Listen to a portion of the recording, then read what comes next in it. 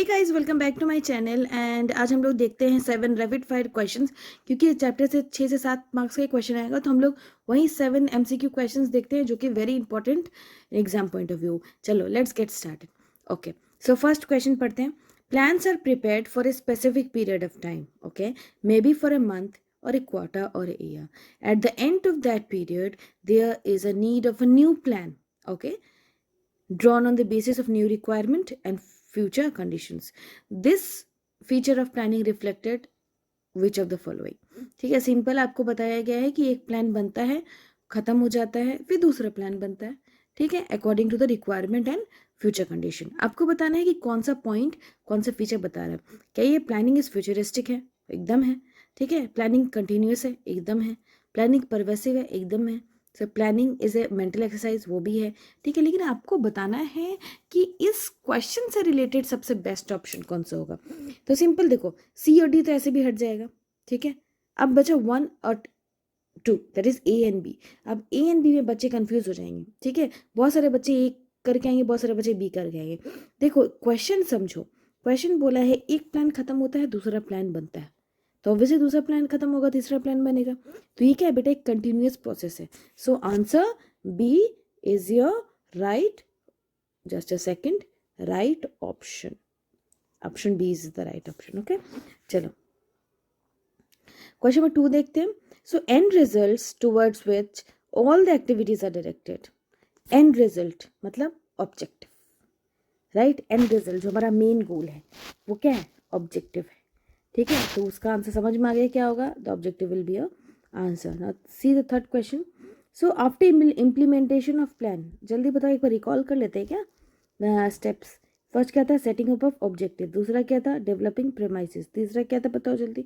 Listing of various alternative. चौथा क्या था? Evaluation of various alternative. पांचवा बताओ? Selection of various alternative, selection of best alternative. फिर उसके बाद इम्प्लीमेंटेशन ऑफ प्लान, जो कि यहाँ पे है। अब बताइए इम्प्लीमेंटेशन ऑफ प्लान के बाद क्या आता है बेटा? उसके बाद आता है क्या? जल्दी बताओ। Follow up. ओके, चलो चलो क्वेश्चन नंबर 4 में चलते हैं। चलो क्वेश्चन नंबर 4 है स्टैंडिंग प्लान क्या होता है। ठीक है, सबसे पहले आपको समझना पड़ेगा स्टैंडिंग प्लान का मतलब क्या होता है। ऐसा प्लान जो कि हम लोग बार बार रिपीटेडली यूज़ कर सकते हैं। सो पहला स्टैंड्स एज एग्जाम्पल। सिर्फ स्टैंड्स एज एग्जाम्पल तो होगा नहीं। ओके, ठीक है, चलो रेकरिंग प्लान देखते हैं। डिस्कार्डेड आफ्टर यूज देखते हैं, नन देखते हैं। ठीक है, नन नहीं होगा। ठीक है, डिस्कार्डेड आफ्टर यूज को, जब डिस्कार्डेड आफ्टर यूज होता है ना, तो उसको बोलते हैं सिंगल प्लान, तो ये भी नहीं होगा। रेकरिंग प्लान इसको बार बार यूज कर सकते हैं। ओके, सो 5th नंबर क्वेश्चन देखते हैं। The statement planning is a primary function. ये एक स्टेटमेंट है बेटा, ये एक फीचर भी है। ठीक है, planning is a primary function क्या बताता है? ठीक है, planning precedes other function, planning requires logical and systematic thinking. देखो सारा ऑप्शन आपको सही लगेगा।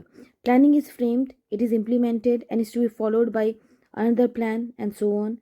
Fourth, planning is required at all level. ये सब सही है, सारा ऑप्शन सही है, लेकिन you have to choose the best one.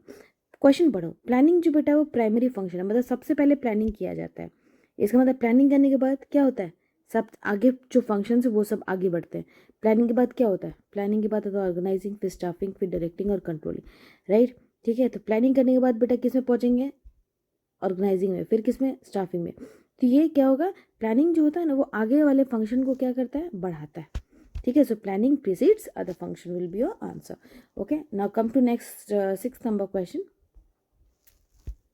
So 6th number, planning is closely connected with dash and dash. Okay, planning के लिए क्या है जो सबसे क्लोजली है? ठीक है, अब देखो ऑप्शंस। ठीक है, रिस्पॉन्सिबिलिटी एंड अकाउंटेबिलिटी। आधे पे सोच रहे हैं क्या होता है रिस्पॉन्सिबिलिटी अकाउंटेबिलिटी। ठीक है, नहीं आता है छोड़ दो, वो पॉइंट ही नहीं होगा, सोचो नहीं होगा। डेलीगेशन डिसेंट्रलाइजेशन, अगेन एक भारी वर्ड है, डेलीगेशन एंड डिसेंट्रलाइजेशन, राइट? तो ये भी छोड़ दो। अब बताए स्टेबिलिटी एंड सिक्योरिटी। ठीक है, सोचो कि सुनो सुनो लग रहा है, स्टेबिलिटी सिक्योरिटी कहाँ पढ़ा था? मैस्लोस थ्योरी में पढ़ा था। ठीक है, अब लास्ट है क्रिएटिव और इनोवेशन। हाँ ये लग रहा है, ये मैंने ने पढ़ाया। सो प्लानिंग करने के लिए बेटा क्रिएटिविटी और इनोवेशन दोनों चाहिए। ठीक है, तभी एक बेस्ट प्लान बाहर निकलता है। ठीक है, अब चलते हैं हमारे 7 नंबर वाले क्वेश्चन पे।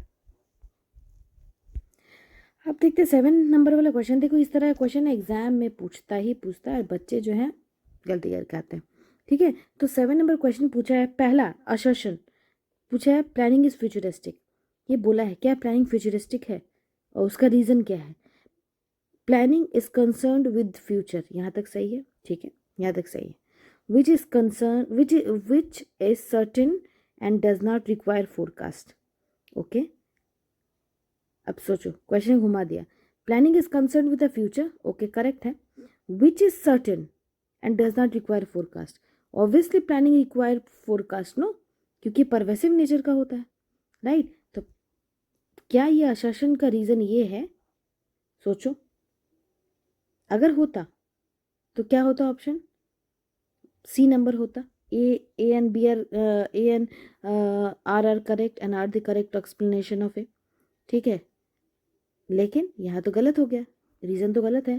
सो answer will be what, B number, A is correct and R is incorrect. Okay, इस चैप्टर से देखो बेटा 6 से 7 नंबर का क्वेश्चन आएगा, एमसीक्यू 2 क्वेश्चन आएगा। एमसीक्यू में बच्चे फंस जाते हैं और लॉन्ग क्वेश्चन से ना बच्चे नहीं फंसते हैं, पर एमसीक्यू में बच्चे फंसते हैं, इसलिए मैंने एमसीक्यू करवाया, ठीक है। आप लोग जाके मेरे प्रीवियस वीडियोस देखिए, आपको पूरा समझ में आएगा, ठीक है। और कोई डाउट होगा तो कमेंट करिए, मेल करिए, ठीक है। चलो बाय, टेक केयर।